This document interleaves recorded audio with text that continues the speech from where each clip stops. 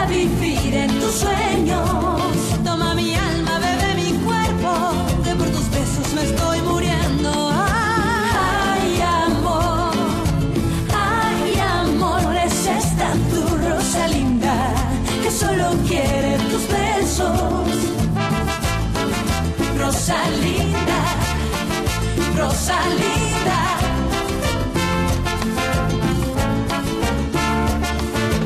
Rosalinda, ay amor. Nakita mo ba yung babae na kausap ni Rosalinda? Mama yun ang boyfriend niya. Gusto niya magkabalikan sila ng anak niya. Hindi sila magiging masaya habang buhay. Sino ba kasi siya? Ayoko namang layasan ako ng anak ko. At ang tanging paraan para hindi mangyari yun ay ang pabalikin ang babaeng yon sa kanya. E di ginagamit mo lang siya. Hindi ko lang gustong makatuluyan mo ang lalaking yon. Hindi, meron kayong rason, Papa. Makipaghiwalay ka sa kanya at sundin mo ko. Naisip ni Berta na pumunta ng kulungan. Aalamin niya kung nasan si Soledad. Bakit pumunta si Alfredo rito para kay Soledad? Hindi mo ba alam na mahal nila ang isa't isa 20 taon na? Sinabi sa akin ni Aling Zoila na binigyan mo ng kwintas si Selena. Saan mo nakuha yun? Problema ko na yun. Magaling lang sa salita yun, pero ipokrito naman siya! Ako rumispeto! Huwag mong subukang saktan si Rosalinda. Kahit kailan hindi ako papayag na insultuhin mo ang papa natin. Pinaghihirapan ng malasakit at respeto at hindi ko inibibigay sa taong ngayon lang naalalang may anak siyang lalaki. Pwede bang manahimik ka na? Ang taong importante lang sa akin, sumakabilang buhay na. At makinig kang mabuti. Huwag mo na ulit ako sasaktan ha. Dahil magsisisi ka.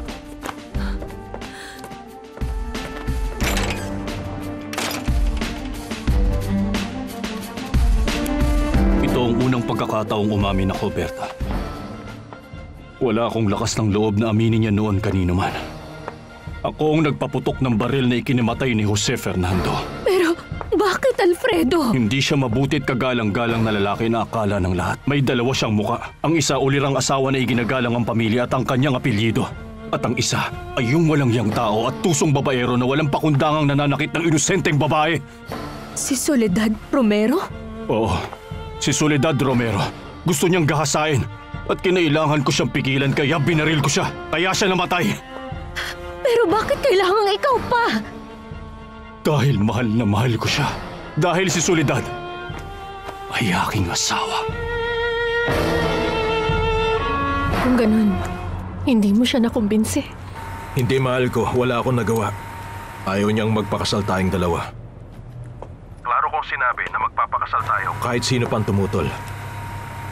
Sige na, mahal ko. Magkita tayo bukas para mas makapag-usap pa tayo. Umuwi ka na dahil delikado na sa labas ng ganitong oras. Huwag kang mag-alala, kasama ko si Lucy. Kung ganon, magkita na lang tayo bukas. Sige, mahal ko. Mag-iingat ka, mahal ko. Hindi niya nakumbinsi si Papa. Tara na. Huwag mo nang isipin yun. Hindi ka makakatulog dahil dito at dahil ginahalit ka rin ni Beto. Gising pa si Tita Marta. Kakausapin ko lang muna siya saglit.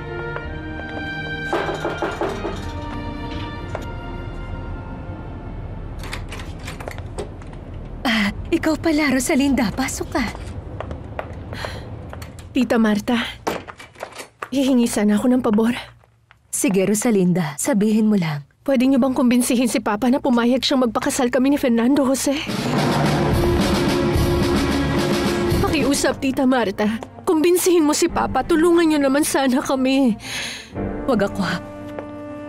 Hindi kita matutulong. Pero bakit? Hindi makikinig sa akin si Javier. May mga dahilan siya siguro. Yun na nga, wala kahit ano, Tita. Kahit tanungin ko siya, wala siyang maisagot pero sinisira niyang kaligayahan ko dahil hindi niya ako pinapakinggan. Sundin mo na lang siya. Hindi ka naman niya ipapahamak. Pero mahal ko si Fernando Jose. At ang mama niya, tinanggap na ako sa wakas. Gusto niya nang magpakasal kami kaagad. Bakit tinututulan niyo ni Papa? Kausapin mo siya, Tita Marta. Nakikiusap ako. Hindi. Hindi. Hindi. Ayokong makialam. Ayoko.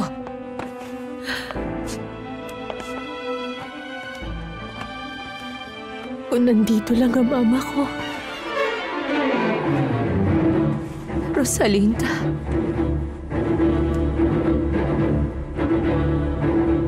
Pagkatapos nun, saka ko lang naisip ang nagawa ko. Napatay ko si Jose Fernando, ang asawa ng kapatid ko. At Bakit siya ang umako ng kasalanang ginawa mo? Yun ang gusto niyang mangyari. Pinatakas niya ako at yun nga ang ginawa ko. Na parang isang duwag. Pero bakit hindi niya dinipensahan ang sarili niya? Dahil kailangan niya akong ituro para iligtas ang sarili niya. Mas gusto niyang siya ang hatulan. Para sa pagmamahal. At para sa akin, nagawa niyang sirain ang sarili niyang buhay para hindi masira ang pangalan ko. Tinanggap ko ang sakripisyong yan. Namuhay ako na may matinding pagsisisi simula noon. Naghintay ako. Naghintay ng matagal.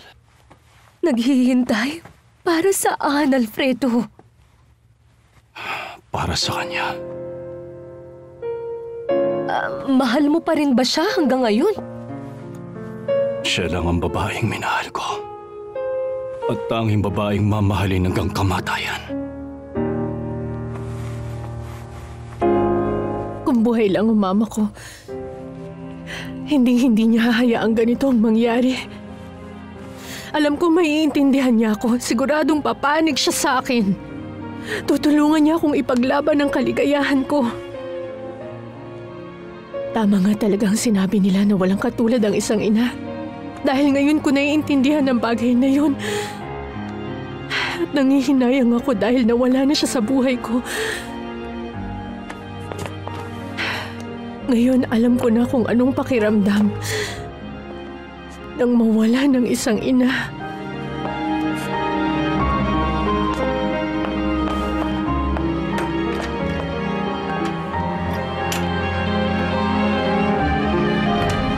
Oy, Beto! Ano, kumusta? Anong ginagawa mo dito mag-isa? Tsaka anong klaseng mukha yan, pre? Nag-away kami ng kapatid kong si Rosalinda. Nag-uusisa ang pakilamerang yon sa simpleng regalo ko kay Selena. Sinabi mo sa kanya na nagnakaw tayo ng kwintas sa trelo sa tindahan ng alahas? Siyempre hindi. Pero nagkasagutan kaming dalawa. Siyempre pinagtanggol na naman niya ang matandang yon. Kaya sinampal niya ako sa muka. Ah, grabe. At hinayaan mo? Gusto kong gumanti sa kanya pero nagpigil ako. Pero kapag inulit pa niya yung ginawa niya sa akin kanina, gaganti na ako. Kumanda siya.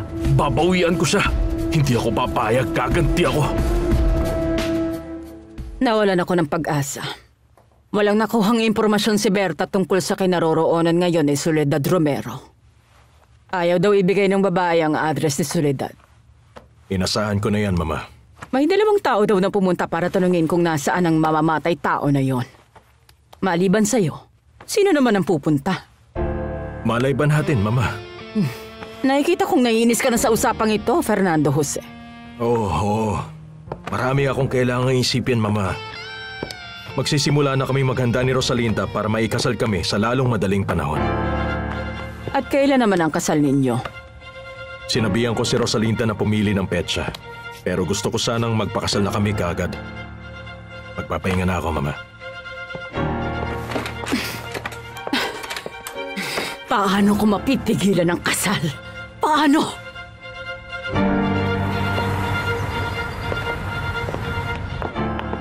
Magandang umaga, senyor. Magandang umaga, Berta. Nasaan ang pamangkin ko? Kakaalis lang. Mag-aagahan ka? Oo.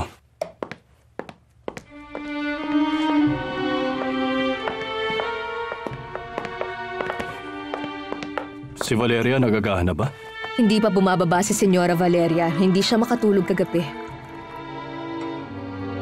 Dadalan kita ng toast bread. Berta, Bakit? Ano yun? anong balak mong gawin ngayon? Saan naman? Sa akin. Alam mong nasa kamay mo na ang kapalaran ko. Ang buhay ko. Alam mo na ang sekreto ko. Kung natatakot kang magsasalita ako, wag. Hindi ko gagawin yon. Bakit?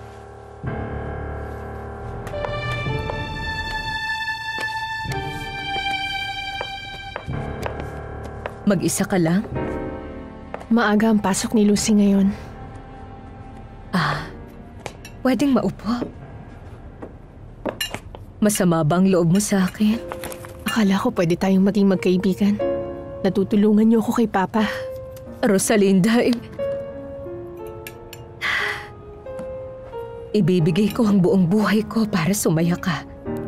Bubuksan ko ang puso ko Ibubuhos ko ang huling patak ng dugo ko para may mabuting na idulot ang pagpunta ko sa bahay na ito at para mapunan ko rin ang iniwang puwang ng kapatid kong si Dolores.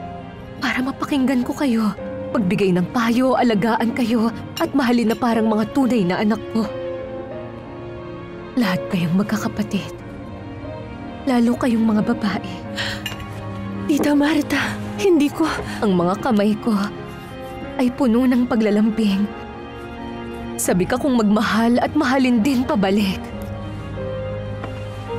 Masarap siguro ang mahalin. Sana naging sobrang masaya ko. Pero imposible yun, Rosalinda, dahil...